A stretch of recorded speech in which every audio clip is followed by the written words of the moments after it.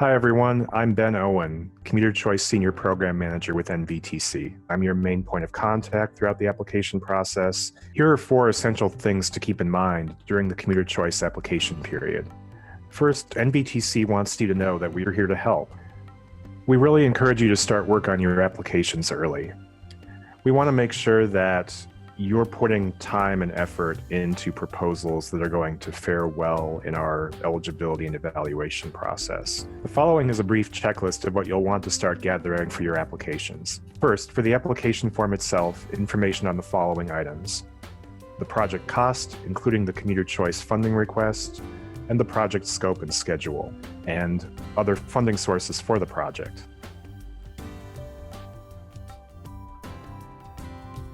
How the project aligns with program eligibility requirements, including that it is an eligible type multimodal improvement, that it benefits 95 and 395 express lanes toll payers and supports corridor improvement goals of moving more people and implementing multimodal improvements, that it can have funds obligated within 2 years of allocation and expended in 5, and that it has a Commuter Choice funding request of at least $200,000.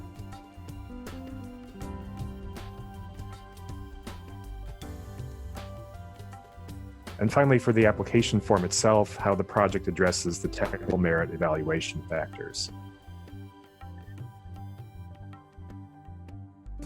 Required attachments for all applications are the following: a board, council, or commission endorsement to apply for the funds, showing the priority order of applications, interagency collaboration documentation, if a third party will be involved in implementation, and/or you want to earn 5 points for collaboration in the technical evaluation process, a completed Commuter Choice project cost and schedule workbook, documentation of the increased person throughput that the project will provide,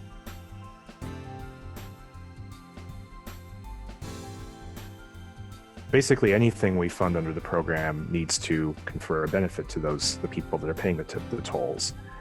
So the most plausible way that we can assess that is how many more people is the project going to move through the corridor each morning in the inbound direction, so when the tolls are being collected. And for larger capital projects, there are additional required documents, including scope, cost, and schedule detail, and documentation of other funding commitments for the project.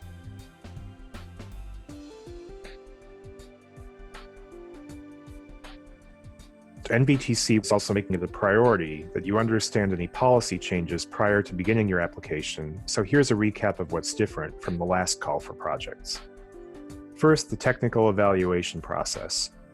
The technical evaluation process will be the same as for Commuter Choice on the I-66 corridor, Round 4.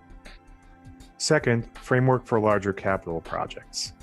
If you're seeking more than about $5 million for capital activities, Commuter Choice will only fund asset acquisition and construction.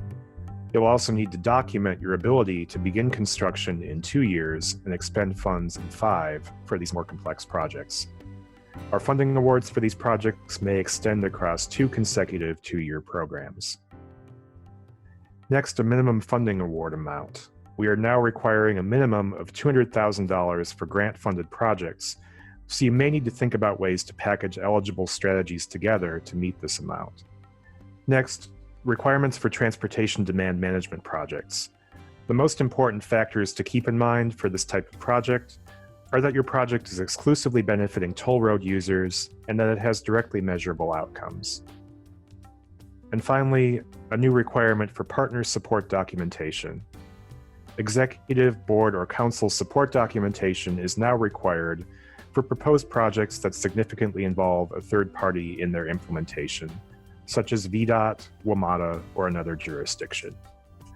So we really encourage you to think creatively, as we have before, about projects you can apply for. We're not trying to limit you with this, but we encourage you to think about, if you've got something smaller in mind, what are some complementary strategies you can put together to create a project that, can not just meet that minimum funding award amount, but can offer robust benefits to toll payers in the corridor as well. Please make sure to document everything for sake of a smooth application review. So we encourage you to keep in mind with conversations you're having about your applications, Starting at the staff level is obviously a good point, talking with your peers at the other organizations, but you want to make sure, as the proposals are getting fleshed out and getting something, getting to a point where you decide whether you want to pursue them or not, for the ones you want to move ahead, start bringing those up with higher level officials in your organization, as well as elected officials, so that they're aware of the proposals. NVTC hopes that these tips will make your grant application process smoother than ever. Thanks so much for your time, and I look forward to working with all of you over the next few weeks.